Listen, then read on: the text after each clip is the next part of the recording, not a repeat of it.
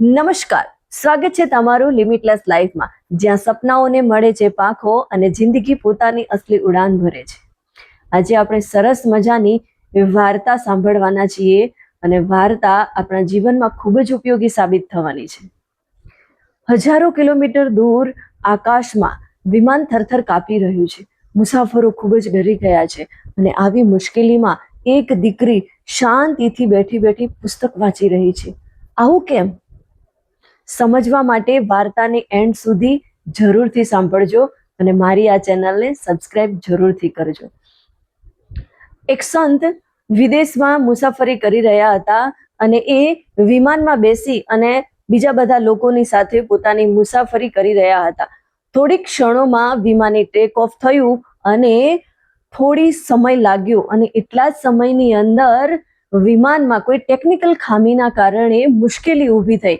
તો મુસાફરોને અવગત કરવામાં આવ્યા કે વિમાનની અંદર કોઈ ટેકનિકલ ખામી સર્જાઈ છે અને વિમાન મધ આકાશે હાલક ડોલક થવા લાગ્યું. મુસાફરો ખૂબ જ ડરી ગયા, એટલા બધા ડરી ગયા કે ઈશ્વરને યાદ કરવા લાગ્યા કે ભગવાન અમને બચાવો. ઘણા લોકો વિચાર કરવા લાગ્યા કે હવે અમે શું કરીશું.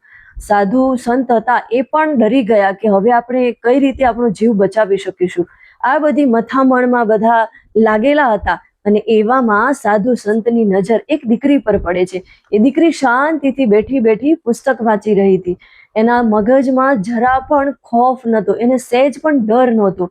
સાધુ સંત પણ ઘડીકમાં વિચાર કરવા લાગ્યા કે આ દીકરી આટલી બધી વિપરીત પરિસ્થિતિમાં પણ શાંત કઈ રીતે બેસી હશે.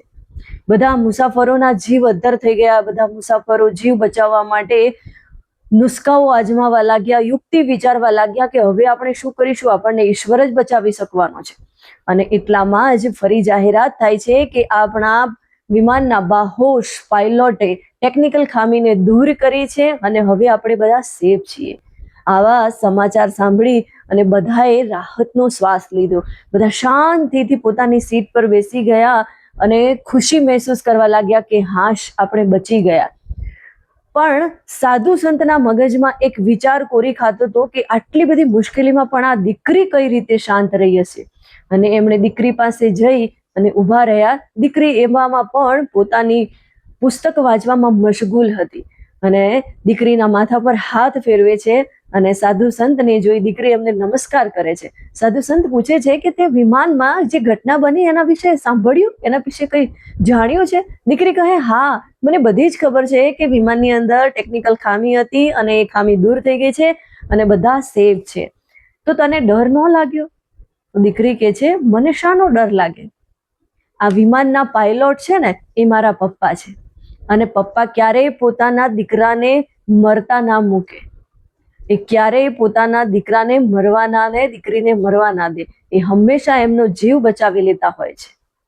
ખરેખર આપણું પણ આવું જ છે. આપણા જીવનમાં પણ આપણે ઘણી બધી મુશ્કેલીઓનો સામનો કરીએ છીએ અને ઘણી બધી મુશ્કેલીઓ આપણે સામે આવતી હોય છે. ઘણા વિઘ્નો આવતા હોય છે, બીમારીના રૂપે, અસફળતાના રૂપે, ઘણા બધા એવા પ્રોબ્લેમ્સો આવતા હોય છે. પણ આપણે શું આપણા પરમપિતા ઉપર વિશ્વાસ રાખીને બેઠા છીએ? શું આપણને આપણા પરમપિતા પર વિશ્વાસ છે ખરો કે આપણને આ મુશ્કેલીમાંથી દૂર કરી શકશે? એક દીકરી જેવો વિશ્વાસ જો આપણા પરમપિતા પર હોય તો જિંદગી પણ આપણી ખૂબ જ આસાન થઈ જાય અને આપણે પણ દરેક મુશ્કેલીમાંથી ખૂબ જ સરસ રીતે એનો સામનો કરીને આગળ આવી શકીએ. દોસ્તો, એક સવાલનો જવાબ આપો. જ્યારે તમારા જીવનમાં તોફાનો અચાનક આવે છે ત્યારે શું તમે ડરી જાઓ છો કે પછી વિશ્વાસ રાખો છો? આપણા જીવનમાં પણ બીમારી, પૈસા, સંબંધ, ભવિષ્ય એ બધું જ વિમાનમાં આવેલી ટેકનિકલ ખામી જેવું છે. એવા સમયે શું ખરેખર આપણને આપણા પરમ પિતા ઉપર વિશ્વાસ છે ખરો કે મુશ્કેલી આપી છે તો એ આપણને સોલ્યુશન પણ આપશે, આપણને એમાંથી બહાર કાઢશે? તો એવા સમયે આપણે ડરવાની જરૂર નથી, પણ એમાંથી બહાર કઈ રીતે નીકળવું એવો વિચારવાનો આપણો સમય હોય છે. અને એવા સમયે આપણી પરીક્ષા થતી હોય છે કે આપણે ખરેખર કેટલા કેપેબલ છીએ કોઈ પણ સફળતા મેળવવા માટે. આ વિડીયો એવા લોકોને શેર કરો કે જે ડરી ડરીને જીવન પસાર કરી રહ્યા છે. વિડીયો ગમ્યો હોય તો એને લાઈક કરો, શેર કરો અને આવા જ અવનવા વિડીયો જાણવા માટે મારી ચેનલને સબસ્ક્રાઇબ કરો. અને હા, મને કમેન્ટમાં જરૂરથી જણાવજો કે આ વાર્તા પરથી તમને શું શીખવા મળ્યું, તમે તમારા જીવનમાં શું નવું ઇમ્પ્લિમેન્ટ લાવવા માંગો છો. મળીશું નવા વિડીયો સાથે. ત્યાં સુધી रुको मत, आगे बढ़ो. लिमिटलेस लाइफ का मतलब है बड़ा सोचो व खूब जियो.